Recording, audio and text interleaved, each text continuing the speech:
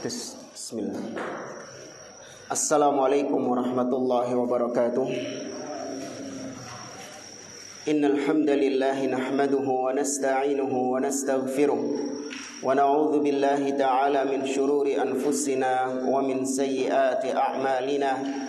Man yahdihillahu fala mudilla lahu wa man yudlil fala hadiya lahu. Wa ashhadu an la ilaha illallah wahdahu la syarika lahu wa ashhadu anna Muhammadan abduhu wa rasuluh. Ya ayyuhalladzina amanu taqullaha haqqa tuqatih wa la tamutunna illa wa antum muslimun. Ya ayyuhan nasu taqu rabbakumul ladzi khalaqakum min nafsin wahidah wa khalaqa minha zawjaha wa batha minhuma rijalan katsiran wa nisaa'a wattaqullaha alladzi tasaaluna bihi wal arham innallaha kana 'alaikum raqiba. Ya ayyuhalladzina amanu taqullaha wa qulu qawlan sadida yuslih lakum a'malakum wa yaghfir lakum dhunubakum wa man yuti'illaha wa rasulahu faqad faza fawzan 'azima. Amma ba'd. Fa inna asdaqal hadithi kitabullah wa khairal hadi hadi Muhammadin sallallahu alaihi wasallam wa syarral umuri muhdatsatuha wa kullu muhdatsatin bid'ah wa kullu bid'atin dhalalah wa kullu dhalalatin finnar. Ma'asyiral muslimin, ikhwani fillah wa akhwati rahimani wa rahimakumullah. Kita melanjutkan kembali pembahasan kitab Al-Lu'lu'ul Maknun oleh Syekh Musa ibn Rashid Al-Azimi hafizahullah ta'ala. Pada pertemuan yang lalu kita masih membahas tentang Ghazwatu Uhud, tentang perang Uhud, di mana dikisahkan pada pertemuan sebelumnya tentang profil sebagian sahabat Nabi SAW dan bagaimana mereka mengikuti peperangan Uhud dengan sangat berani, mengorbankan nyawa, mengorbankan harta mereka demi untuk membela Allah dan Rasulnya. Di pertemuan yang terakhir kita kisahkan tentang seorang yang bernama Utsman. Seorang yang bernama Utsman, di mana dia ikut perang di peperangan Uhud dan tewas terbunuh di peperangan Uhud. Namun ternyata dia ikut berperang bukan karena Allah Subhanahu wa ta'ala, bukan dalam rangka untuk meninggikan kalimat Allah, namun dia ikut berperang hanya sebatas untuk membela kaumnya saja. Ya, ini sudah kita kisahkan pada pertemuan yang lalu, dan dia pun akhirnya tewas bunuh diri. Kisah berikutnya, ada sahabat yang bernama Abu Ruhmin Al-Ghifari radhiyallahu ta'ala anhu. Ya, Abu Ruhmin Al-Ghifari yang mendapatkan julukan Al-Manhur. Ya, mendapatkan julukan Al-Manhur, yaitu seorang yang terkena panah di kerongkongannya. Ya, seorang yang terkena panah di kerongkongannya. Mimman abla bala'an hasanan yauma Uhud Abu Ruhmin Kulthum ibn Husain Al-Ghifari radhiyallahu anhu. Di antara yang gugur dalam peperangan Uhud adalah seorang sahabat yang bernama Abu Ruhmin, namanya Kulthum ibnul Husain Al-Ghifari radhiyallahu ta'ala anhu. Faqad rumiya yawma idzin bisahmin fawaqa'a fi nahrihi. Di peperangan Uhud dia itu terkena panah yang tepat menancap di kerongkongannya. Ya, nahr itu ya tempat ya urat nadi ini ya. Makanya Allah mengatakan fasholli li rabbika wanhar. Ya, tempat apa namanya ini? Ya urat ini ya. Ya sekitar situlah pokoknya. Anak enggak apal organ-organ tubuh juga. Faja'a ila Rasulillah sallallahu alaihi wasallam. Maka dalam kondisi seperti itu dia datang kepada Nabi sallallahu alaihi wasallam, fa basaqa alaihi Rasulullah sallallahu alaihi wasallam fa bari'a. Maka dia datang kepada Nabi sallallahu alaihi wasallam dan Nabi pun meludahi lukanya Abu Ruhmin ini dan beliau pun sembuh dengan izin Allah Subhanahu wa taala. Ini kekhususan siapa? Nabi sallallahu alaihi wasallam. Jangan ditiru. Ya, jangan ditiru. Ada orang sakit didoni, tambah loro wonge. Ya, kalau Nabi, iya, karena Nabi itu dijadikan oleh Allah berkah tubuhnya. Siapa sahabat selain Abu Ruhmin ini yang pernah diludahi oleh Nabi SAW matanya kemudian sembuh? Ali bin Abi Thalib. Ya, masyhur kisahnya. Fakana Abu Ruhmin yusamma al-manhur. Maka sejak saat itu Abu Ruhmin itu disebut dengan al-manhur. Jadi nggak wafat ya, afwan tadi keliru di awal-awal kita sebutkan dia gugur di medan Uhud. Enggak, maksudnya dia mendapatkan musibah. Ya, yang benar dia mendapatkan musibah di perang Uhud. Kemudian kisah berikutnya Sa'ad ibn Abi Waqqas radhiyallahu taala anhu. Ya, Sa'ad termasuk di antara seorang sahabat yang berperang dengan peperangan yang luar biasa ketika perang Uhud. Hatta inna Rasulullah sallallahu alaihi wasallam min syiddati i'jabihi bi Sa'din radhiyallahu anhu yauma Uhudin faddahu bi abihi wa ummihi. Sampai-sampai Nabi SAW ketika melihat Sa'ad bin Abi Waqqas yang begitu semangatnya berperang di peperangan Uhud, Nabi sampai mengucapkan kalimat dengan membawa-bawa nama ayah dan ibunya. Ya, dengan membawa ayah dan ibu Nabi. Yaitu kalau orang Arab mengungkapkan kekaguman itu biasa dengan mengucapkan fidaka abi wa ummi.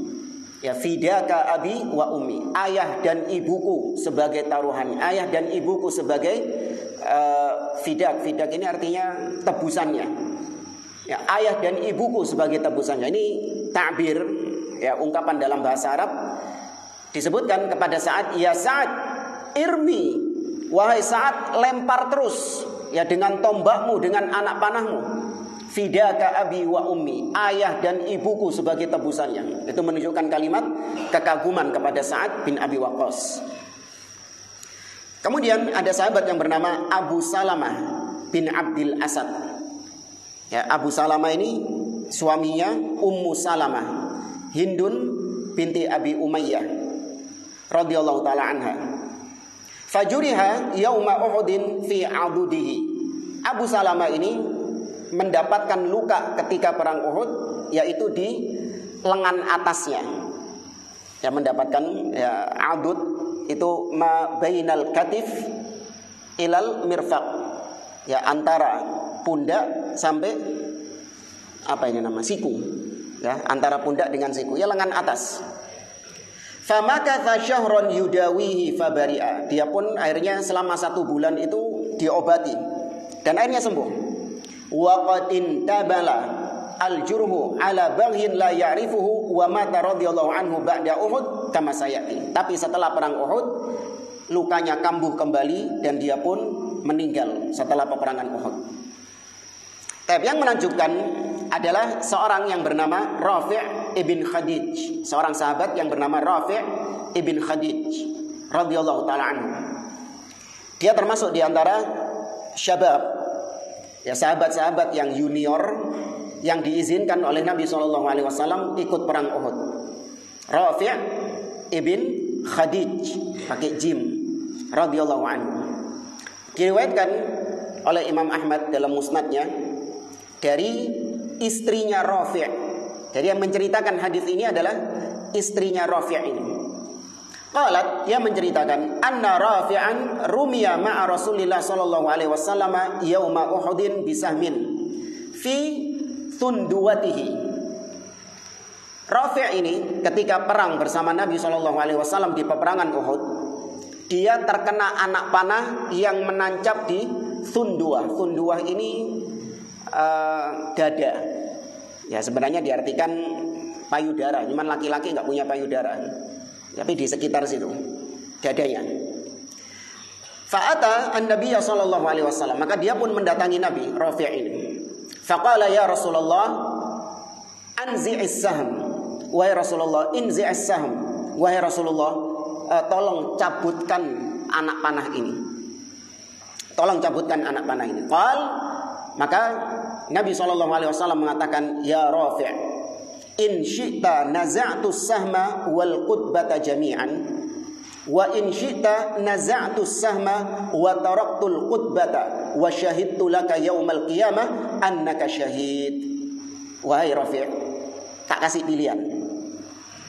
Ini tombakmu tak cabut semua dan kau tidak mendapatkan pahala syahid.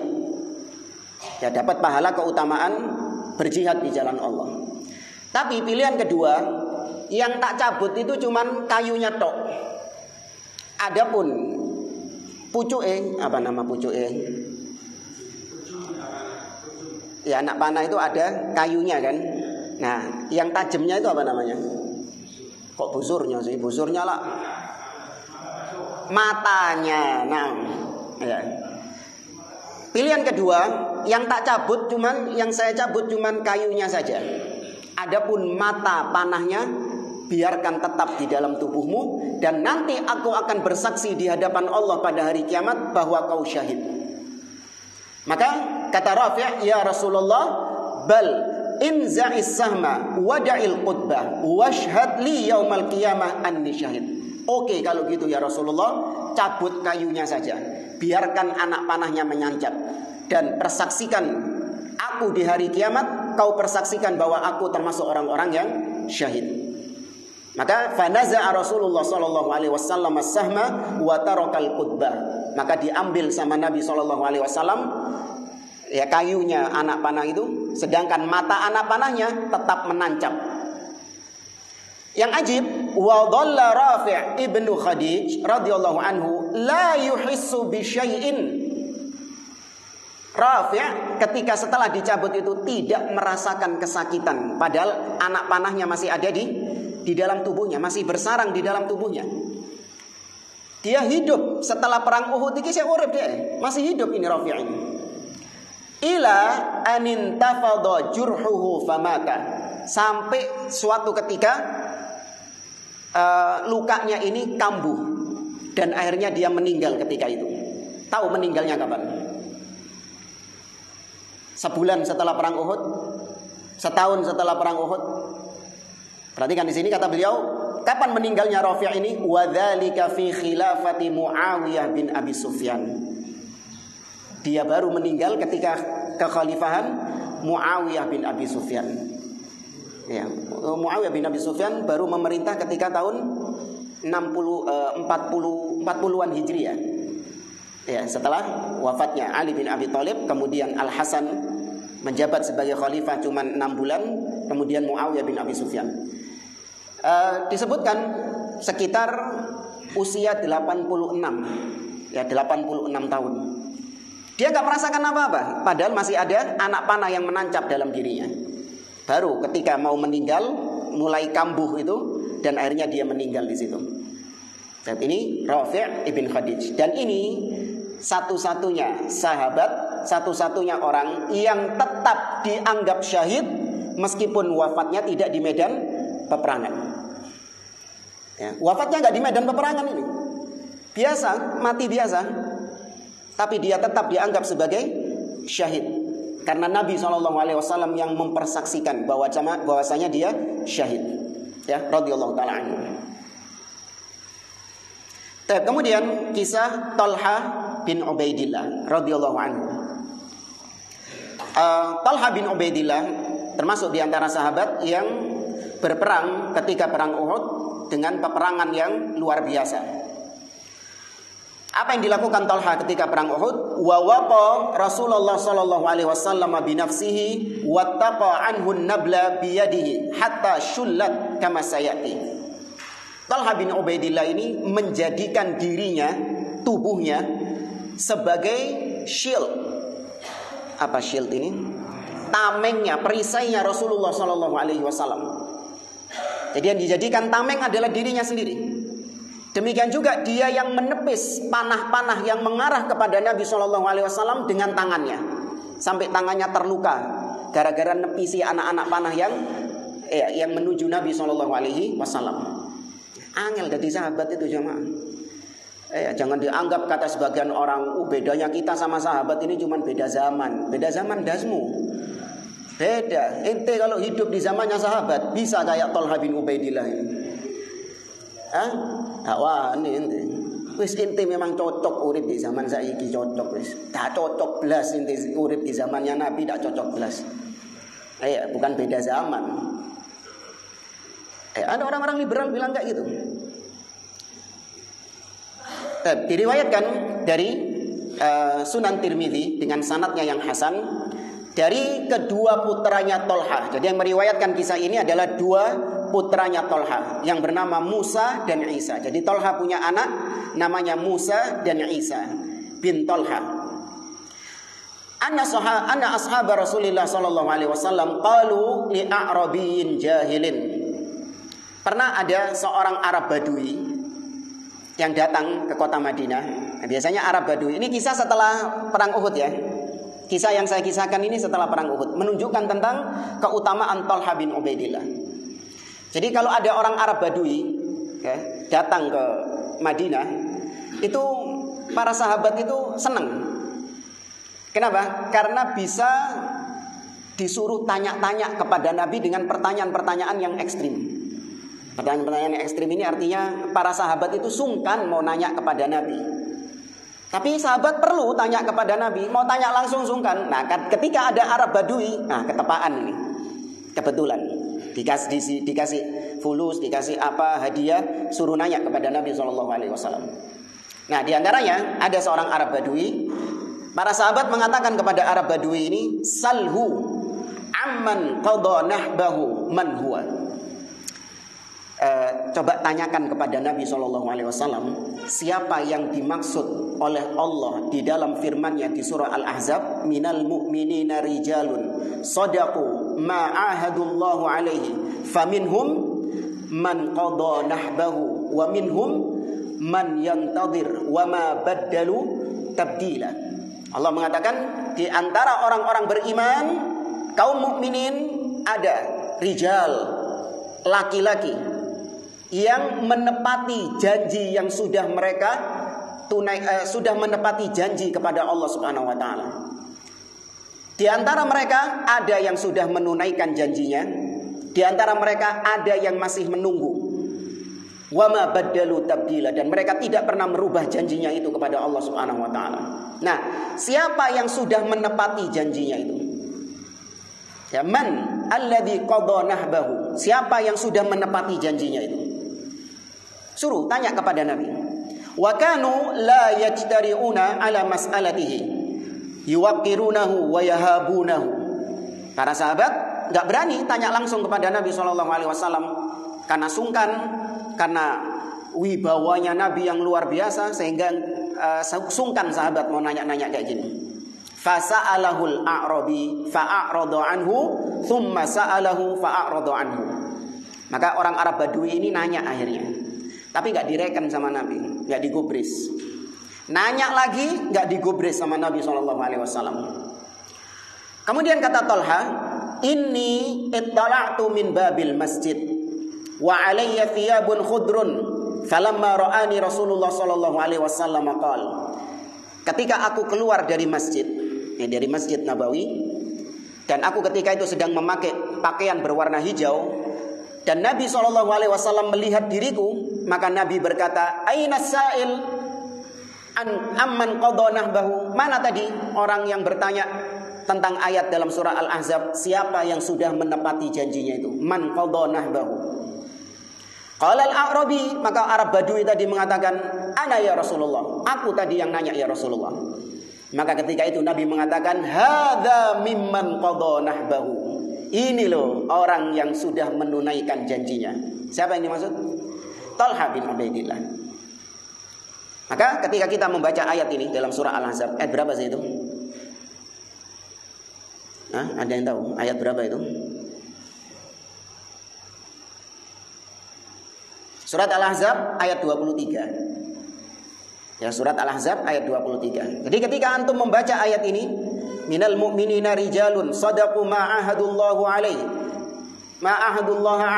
faminhum man qadha nahbahu. Di antara mereka ada yang sudah menunaikan janjinya.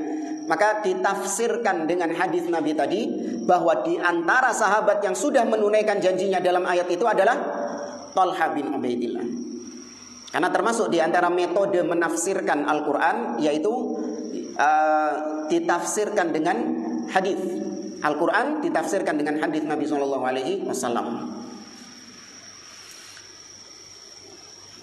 Kemudian kisah tentang Hamzah. Bagaimana luar biasanya Hamzah ketika berperang. Kana min asyaddin nasi qitalan yauma Uhud Hamzah ibnu Abdul Muttalib radhiyallahu taala anhu. Di antara sahabat yang luar biasa tatkala berperang Uhud, di peperangan Uhud adalah Hamzah. Ya, ammu Rasulillah sallallahu alaihi wasallam. Ya, pamannya Nabi sallallahu alaihi wasallam. Fa innahu akhadha yahuddul kafirina hadda. Talha Hamzah bin Abdul Muttalib dialah yang memporak-porandakan, meluluh lantakan, menghancurkan kaum kafirin di peperangan Uhud. Ya, dientekno sama Hamzah. Nek bahasane kita orang dientekno. Diriwayatkan oleh Imam Al-Bukhari dalam sahihnya, an Wahsy bin Harb qatil Hamzah. Ini diriwayatkan dari Wahsy. Siapa Wahsy? Qatilu Hamzah, yang membunuh Hamzah nanti. Tapi ini bukan kisah tentang dibunuhnya Hamzah, enggak. Nanti baru kita kisahkan tentang terbunuhnya Hamzah. Wahsy menceritakan, kharajtu ma'an nasi ilal qital falamma istaffu lil qitali kharaja Siba' ibnu Abdul Uzza al-Khuzai. Kata Wahsy, ketika manusia sudah sama-sama bersiap-siap untuk berperang dan masing-masing pasukan sudah berbaris, baik pasukan kafir atau pasukannya Nabi SAW sudah berbaris-baris. Maka ketika itu keluarlah dari barisan kaum kafirin seorang yang bernama Siba' ibn Abdul Uzza. Ya, Siba' bin Abdul Uzza dari Bani Khuza'ah. Dia menantang untuk melakukan mubarazah. Apa mubarazah? Duel. Nah, ini biasa sebelum terjadi pertemuan dua pasukan biasanya ada mubarazah, duel. Nah, ini yang nantang ini Siba'. Apa artinya Siba'? Bukan singa, Hamzah yang singa. Apa makna Siba'? Hadis Nabi SAW, kullu dhinabin minas Siba' haram. Bukan bertaring, lebih umum lagi. Wild, yang buas. Ya, buas. Ini memang orang-orang Arab itu suka ngasih nama-nama sing sangar-sangar memang. Itu kebiasaan orang-orang Arab. Ngasih nama anak itu yang apa istilahnya? Yang sangar apa sangar ini? Yang serem-serem. Serem-serem bukan nama-nama syaiton, bukan. Ya, intinya menunjukkan garang, cadas, sangar gitu. Hamzah, ya, Asad, ya, kemudian Siba, itu nama-nama yang sangar. Bahkan Ali bin Abi Thalib diriwayatkan ketika Hasan, ya, putranya lahir, mau dikasih nama siapa? Harb, perang. Nah, itu namanya gitu. Dikasih nama Harb, tapi diganti oleh Nabi SAW Hasan. Tapi ala kulli hal, Siba mengatakan, hal min mubariz, apakah ada yang mau duel bersamaku? Qal fa kharaja ilaihi Hamzah ibnu Abdul Muttalib radhiyallahu anhu. Maka metu iki, keluar ini Hamzah bin Abdul Muttalib ini. Faqal, perhatikan kata-katanya Hamzah, ya Siba, ya bna ummi Anmar, muqatta'atil budur, atuhaddullaha wa rasulah. Perhatikan kata-katanya, ini agak ekstrim ya, kata-katanya Hamzah ini. Dan boleh diucapkan, karena memang pada tempatnya. Hamzah mengatakan, ya Siba, anaknya Ummu Anmar. Siapa Ummu Anmar? Ibunya Siba ini. Ummu Anmar itu pekerjaannya adalah muqatta'ah al-budur, tukang sunat wanita. Ya, tukang sunat wanita. Ibu Siba ini memang seorang tukang sunat wanita. Al-budur itu artinya yang dipotong dari bagian wanita. Apa kalau bahasa medisnya sekarang klitoris. Ya, al-budur. Dipanggil dengan panggilan seperti ini. Hei, anak itu tukang sunat. Gitu kalau bahasa kita. Ya memang tujuannya untuk apa? Iya tuh, tujuannya memang bikin hawas gitu loh. Iya, perang mental gitu. Apakah kau ingin memerangi Allah dan Rasulnya? Ditanya gitu sama Hamzah. Nah, ini kalimat-kalimat seperti ini ketika diucapkan kepada orang-orang yang memang pantas, maka nggak ada masalah. Sebagaimana al-budhur, al-badr, budhur jamak dari al-badr. Itu juga pernah diucapkan oleh Abu Bakar radhiyallahu taala anhu. Abu Bakar As-Siddiq. Antum tahu Abu Bakar ini orang yang paling lembut ucapannya. Tapi terbayang nggak Abu Bakar pernah mengatakan kepada seorang musyrik yang bernama Urwah bin Mas'ud. Ya, ketika Urwah bin Mas'ud mencela Nabi SAW, Abu Bakar As-Siddiq mengatakan, Umsus badrollat. Umsus badrollat. Hisab itu kemaluan Lata itu. Ya, hisab itu kemaluannya Lata itu. Abu Bakar mengucapkan seperti itu. Ya, ini benar ketika dalam rangka untuk membalas ucapan-ucapan orang-orang musyrikin. Tapi secara asal menghina sesembahan orang-orang kafir, secara asal hukumnya apa? Tidak diperbolehkan. Allah mengatakan dalam surah Al-Maidah, "Wala tasubbul ladina yad'una min dunillah fayasubbullaha adwan bighairi ilm." Jangan kalian mencela sesembahan orang-orang yang menyembah kepada selain Allah. Tapi dalam rangka membalas ucapan-ucapan buruk mereka, maka diperbolehkan. Sebagaimana perang, kita secara asal nggak boleh mendolimi orang kafir.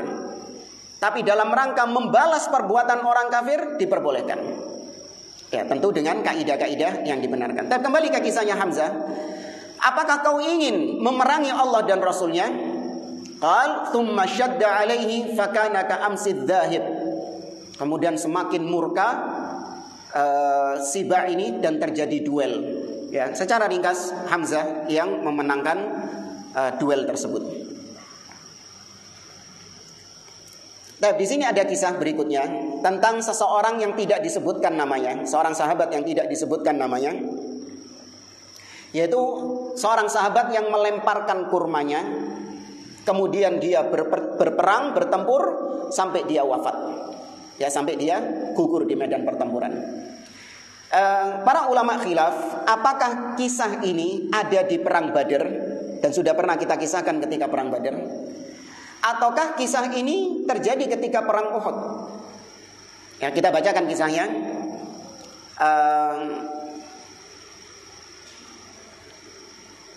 Dari Anas bin Malik radhiyallahu taala anhu. Di sini disebutkan namanya dalam riwayat Imam Muslim, anna Umair ibn al-Humam radhiyallahu taala anhu akhraja tamarat.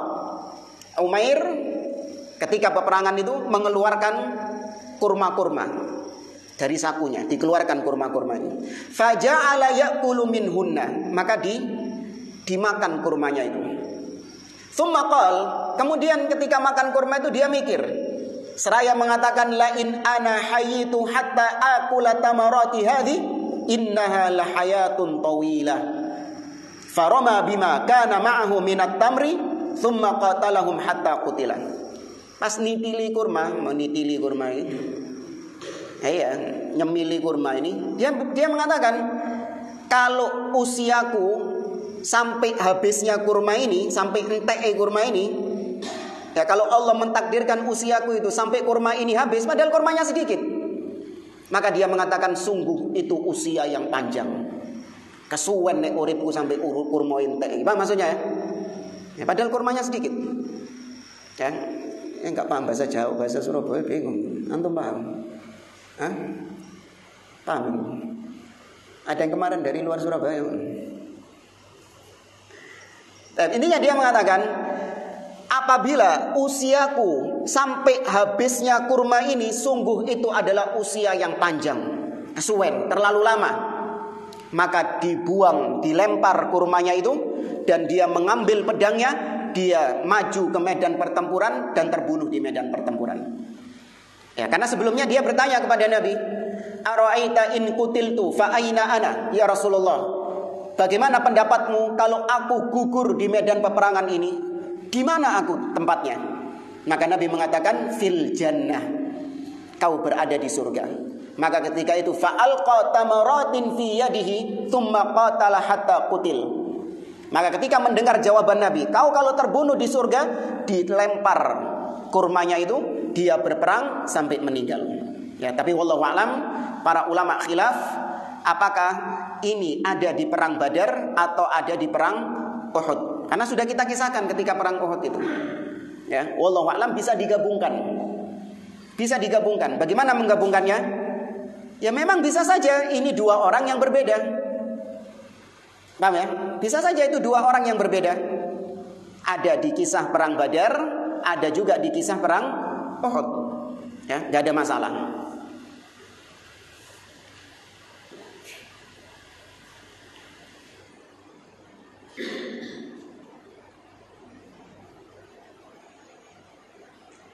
Kemudian kita lanjutkan tentang Mukhairid, khairu Yahud. Seorang Yahudi yang bernama Mukhairid. Mukhairid pakai qaf. Ya, Mukhairid. Mim kha ya ra ya qaf. Ya, Mukhairid. Dia adalah sebaik-baiknya Yahudi. Ya, Mukhairid kata Nabi, khairu Yahud, sebaik-baiknya Yahudi. Kok bisa? Disebutkan mimman qutila yauma Uhud rajulun ismuhu Mukhairid. Di antara yang terbunuh di peperangan Uhud adalah seorang yang bernama Mukhairid. Wa huwa min ulama'i Yahud. Dia termasuk ulamanya Yahudi. Fa innahu yauma Uhud dhahaba ila Yahud. Ketika hari peperangan Uhud, Mukhairid ini berbicara kepada orang-orang Yahudi. Mukhairid mengatakan, ya ma'syara Yahud, wahai sekalian orang-orang Yahudi, wallahi laqad alimtum anna nasra Muhammadin alaikum lahaqqun. Demi Allah, kalian ini sudah tahu bahwa kalian wajib menolong Muhammad sallallahu alaihi wasallam. Ya, kalian tahu kebenaran Muhammad SAW sebagai seorang nabi. Maka lihat ketika sekarang peperangan, kalian tentu tahu bahwa kalian wajib untuk menolong Muhammad SAW. Wajib berada di barisannya Muhammad SAW. Kalau orang-orang Yahudi mengatakan innal yauma yaumus sabat. Gak iso. Dino Sabtu saiki. Sekarang hari Sabtu. Ya, memang syariatnya Bani Israel terdahulu bahwa hari Sabtu itu tidak boleh beraktivitas.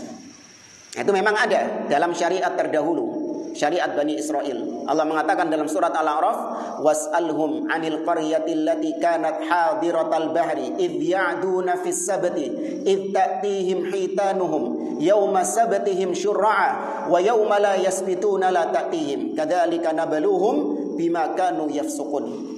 Ya, tentang kisah ikan yang Allah uji Bani Israel. Ketika hari Sabtu ikannya banyak, tapi ketika selain Sabtu ikannya sedikit. Ya, ada dalam surat Al-A'raf. Tapi kata mereka ini hari Sabtu ini. Maka Mukhairid mengatakan la sabta lakum. Wis kau nok Sabtu-Sabtuan misan. Bahasa kita sudah enggak ada Sabtu-Sabtuan buat kalian. Enggak ada syariat Sabat buat kalian. Fa aqada sayfahu wa uddatahu. Maka Mukhairid mengambil pedangnya dan kemudian menunggangi tunggangannya. Waqal, kemudian Mukhairid berpesan, in usibtu famali li Muhammadin. Kalau aku tewas gugur di medan peperangan, maka hartaku semuanya milik Muhammad. Ya, hartaku semuanya aku berikan kepada Muhammad. Yasna'u fihi ma yasha. Terserah Muhammad mau dipakai buat apa. Thumma ghada ila Rasulillah sallallahu alaihi wasallam faqatala ma'ahu hatta qutil. Dia pun menyusul Nabi sallallahu alaihi wasallam dan ikut berperang bersama Nabi sampai akhirnya terbunuh di medan peperangan. Dan Nabi mengucapkan kalimat tadi, Mukhairid khairu Yahud. Mukhairid adalah sebaik-baik Yahudi. Ya, sebaik-baik Yahudi. Baik.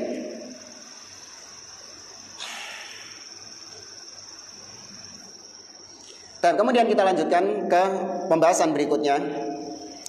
Intisarul muslimin as-sahih wa daurur rummat. Kurang berapa menit? 5 menit. Tentang kemenangan kaum muslimin. Ya, umat Islam memperoleh kemenangan di perang Uhud dan bagaimana peran para pemanah. Ya, peran para pemanah di perang Uhud ini. Wa hakadha darat rahal harbi. Demikianlah berlangsungnya peperangan antara kaum muslimin dengan kaum kafirin, orang-orang musyrikin. Wa anzalallahu nasrahu 'alal muslimin. Allah menurunkan pertolongannya kepada kaum muslimin. Wa sadaqahum wa'dahu fahassuhum bisuyuf. Allah menepati janjinya. Ya, Allah menepati janjinya kepada orang-orang beriman untuk Allah menangkan mereka. Maka mereka pun membunuh, ya, mengalahkan orang-orang kafir dengan pedang-pedang mereka. Wa wallat nisaul musyrikina la yalwun. Bahkan wanita-wanita Quraisy, kan kita sebutkan ada harim-harim Quraisy yang ikut juga kan? Di antaranya siapa? Hindun bintu Utbah. Apa tujuan mereka ikut? Menyemangati, ya, menyemangati dari belakang. Ketika kaum muslimin mendapatkan kemenangan membantai orang-orang musyrikin, wanita-wanita ini, Hindun dan kawan-kawannya ini, mereka kabur, ngacir, gak peduli dengan kondisi mereka. La yalwuna ala syai' wa kanatil hazimatul lati la syakka fiha. Itu menunjukkan kekalahan mereka yang tidak diragukan lagi. Kenapa? Sampai barisan belakang kocar-kacir semuanya. Karena wanita-wanita ini ada di barisan belakang. Ya, namanya kemenangan mutlak dan kekalahan telak, yaitu ketika sampai barisan belakangnya itu kocar-kacir semuanya. Berarti ini sudah kemenangan telak, bukan? Telak sudah kemenangannya. Wa saytaral muslimun ala ardil ma'rakah saytaratan tammatan. Dan kaum muslimin sudah menguasai medan pertempuran dengan penguasaan yang sempurna. Wis dikuasai semuanya. Wa fi dzalika yaqulullahu ta'ala. Dan dalam kesempatan itu Allah berfirman menurunkan ayatnya dalam surah Ali Imran ayat yang ke-152, walaqad sadaqakumullahu wa'dahu id tahussunahum bi'idnihi. Dan sungguh Allah telah menepati janjinya kepada kalian, yaitu kalian berhasil mengalahkan mereka, mengalahkan orang-orang kafir bi'idnihi, dengan izin Allah Subhanahu wa taala. Ada terusannya ini, tapi nanti terusannya kita bahas di kisah setelahnya. Rawal Imam Al-Bukhari fi sahihi anil Barra ibn Azib radhiyallahu anhu qala. Imam Al-Bukhari meriwayatkan dalam sahihnya dari Al-Barra ibn Azib. Belum. Lihat, Al-Barra ibn Azib menceritakan, fahazamuhum, kaum muslimin mengalahkan orang-orang kafir. Fa ana wallahi ra'aitun nisa yashdudna qad badat khalakhiluhunna wa aswaquhunna rafi'atin thiyabahunna. Dan aku, kata Al-Barra ibn Azib, sungguh aku melihat para wanita-wanita itu lari tunggang langgang, menyingkap menyingkap rok-rok mereka sehingga terlihat khalakhiluhunna, perhiasan-perhiasan kaki mereka, dan juga terlihat betis-betis mereka. Nah, ini la yalwun, la yubalun. Wanita-wanita itu nggak peduli auratnya terbuka. Nih lihat, meskipun mereka masih jahiliyah, itu masih menunjukkan mereka masih mengenakan pakaian yang apa? Tertutup. Tuh, padahal ini orang-orang yang nyungsep di berhala-berhala. Tapi wanitanya masih menjaga kehormatannya.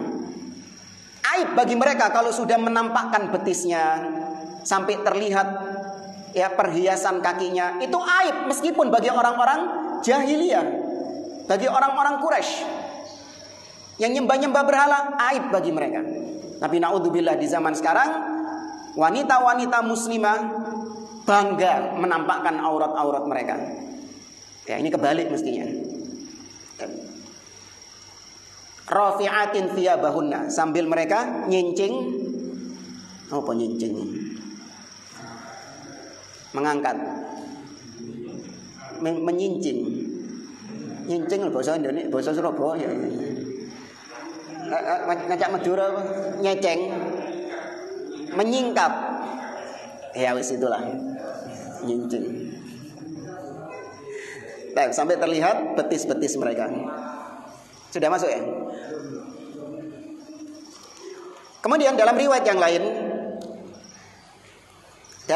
lain, qala Az-Zubair, ini yang menceritakan Az-Zubair ibnul Awam. Wallahi laqad ra'aituni anzuru ila khadami Hindi binti Utbah wa sawahibatiha musyammiratin hawariba. Dan sungguh aku melihat dengan mataku sendiri Hindun bintu Utbah lari tunggang langgang bersama konco-konconya, bersama teman-temannya, lari tunggang langgang menyingkap pakaian mereka sehingga terlihat itu tadi pergelangan, terlihat perhiasan-perhiasan kaki mereka dan betis-betis mereka.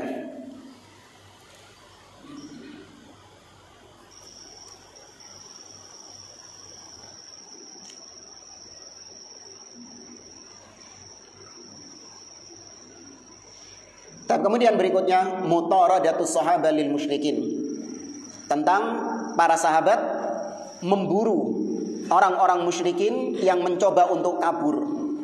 Ya, diburu sama para sahabat Nabi SAW. Ini insyaallah kita kisahkan setelah adzan Isya. Fadhol. Belum lagi. Jam 7 berapa? 10.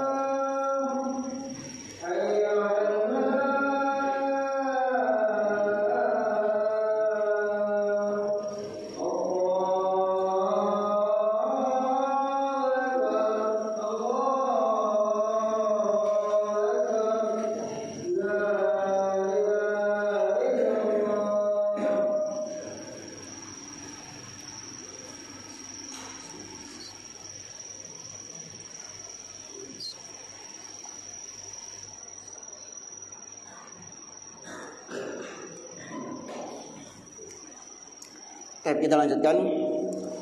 Kata muallif, wa bada'a as-sahabatu radhiyallahu anhum ba'da hadzal intisar al-'azim yatba'una al-musyrikin.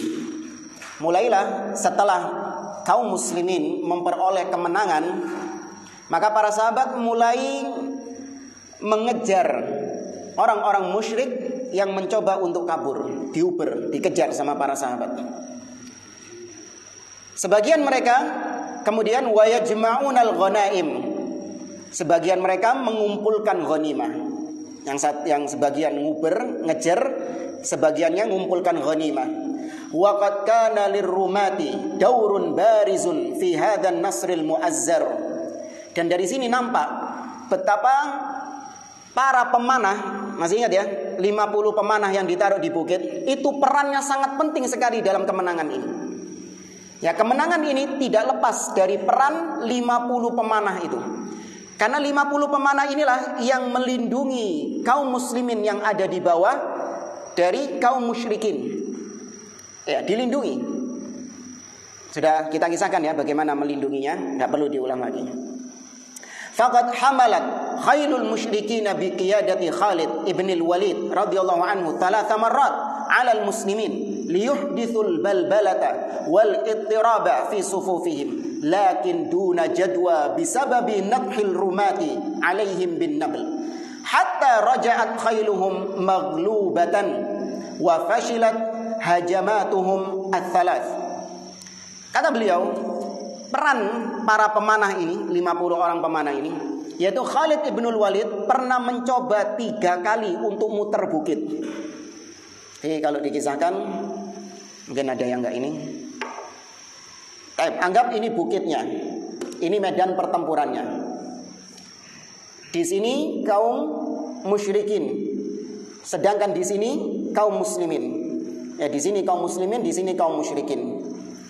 Nah, para pemanah ada di sini. Khalid ibnul Walid yang ketika itu ada di barisan kaum musyrikin sudah 3 kali berusaha untuk masuk ke sini biar bisa muter ke belakang sini. Ya, bahaya kalau sampai Khalid ibnul Walid berhasil muter ke belakang sini, maka kaum muslimin diserang dari berapa arah? Dari 2 arah, depan dan belakang, dan itu pasti kelabakan.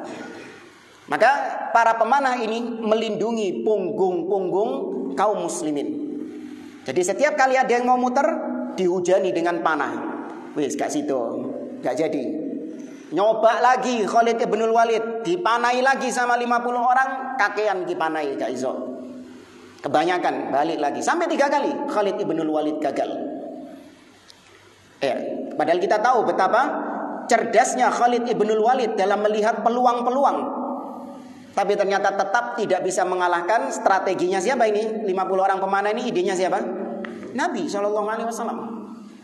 Ya. Seandainya mereka nurut, ya, seandainya mereka nurut kepada Nabi SAW. Tapi akhirnya mukhalafatur rumat amror Rasul SAW. Namun ternyata mereka menyelisihi ya perintah Nabi SAW. Ya Pak, diteruskan panjang ini.